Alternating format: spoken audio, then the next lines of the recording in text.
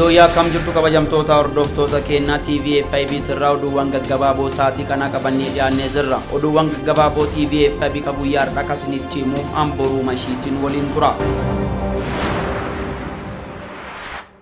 Guyyaan gootii fi qaaliin Oromoo artisti Hacaaluu Hundeessaa magaalaa Finfinnee kawaayee isiitii fi quuqamaa ture keessatti wareegame biyya keessaa fi biyya alaa addunyaa Oromoon keessa jiru mara keessatti yaadatamaati jira. Goonni kuni waggaa har'aa lama dura waxabajjii 29 halkan keessaa sa'aatii 3 fi walakkatti rasaasaan lubbuu isaa dabartii akka ture ni yaadatama. Torbaan hayyuun muuziqaatii fi quuqamaa mirga dhala namoomaa itti wareegame kun ammoo Oromoota biyya keessaatii fi guutummaa addunyaa irra jiraataniini yaadatamaatii jira. Marsaaleen hawaasaa ka miidiyaalee Oromoon irratti gargaaraman ammoo suuraa goota kanaatiin uwwifamaatii jiru. Badhaasni Hacaaluu Hundeessaa Awaardii jedhu kan faawundeeshinii Hacaaluu Hundeessaatii fi maatii isaatiin dongoramee har'a Finfinnee hoteela Ililliitti ni gaggeeffamas jedhamee jira.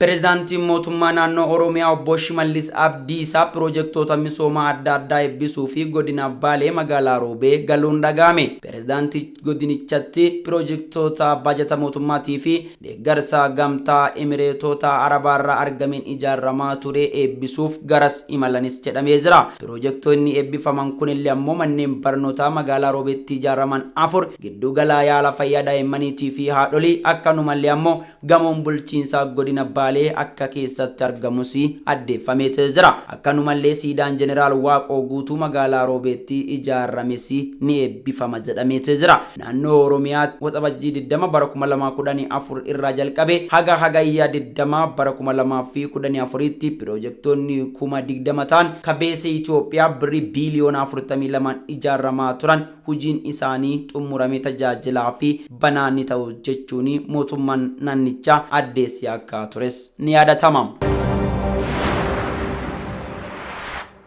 Naannoo Amaaraa magaalaa Bahir Darii keessatti mana namoota dhuunfaa keessatti meeshaaleen waraanaa gurguddoon ka akka boombii, bireenii, rasaas bireenii akkanumallee ammoo isnaapperii fi meeshaaleen biroo argamuun dhagahame. Komishinii poolisii naannichaatti qajeelcha miidiyaalee fi komishiniitti hooggantuu kataan Komaander Masarat Dabaarqeen kaleessa galgala sa'aatii 1 fi walakkatti magaalicha keessatti bakkeewwan garagaraatti boombiin dhoofameera jedhanii jiru. Hordoffii poolisiin taasiseen ammoo gocha kana raawwatamaniiru warri jedhamanii shakkaman 6 to'annoo jala ooluun isaanis dhagahamee jira. Dho'iinsi kun garuu miidhaa kan hin dhaqqabsiisin yoo ta'u Komaander Masarat gochaaleen kun ammoo hojii olaantummaa seeraa kabachiisuu fi mootummaan naannichaatii fi mootummaan federaalaa fudhataa jiran gufachiisuu fi kan yaaddame ta'uu addeessanii jiru. Manneen shakkamtootaa yennaa sakatta'amanitti ammoo boombii 2, bireeniin 3 fi rasaasni bireenii 3700, isnaapperiin 1 fi rasaasni isaa 500 waliin akkanumallee ammoo karoorri shororkeessummaa naannichatti yaaddamee ture to'annoo jalaa oolu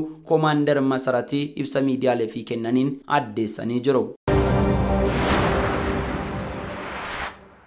Barruun Zeniw Arab jedhu Masarii fi Itoophiyaan gaafa Afrikaa keessatti dhiibbaa uumuu fi waltagaarrifataatii jiru jedhee jira. Barruun kun Finfinnee fi Kaayiroon yennaa ammaa tana hidha haaromsaa guddicha Itoophiyaan ijaarrataa jirtu irratti kallattii fi alkallattiin walitti qabsaawaa jiru jedhee jira. Gabaasni kun Itoophiyaan hidhataa jirtuun misooma isiitii fi murteessaa ta'uu ka dubbattu yoo ta'u, Masariin ammoo hidhaan kun qooda bisaanii Abbayaa irraa qabdu akka irraa hir'isu sodaa jala jiraachuu isii addeessise jedheetee jira. Kanaafillee biyyoonni lamaanuu gaafa Afrikaa keessatti dhageettii qaban ol guddisuuf jedhanii wal morkataa jiru jechuun gabaasa dheeraa qabatee baheen addeessee jira.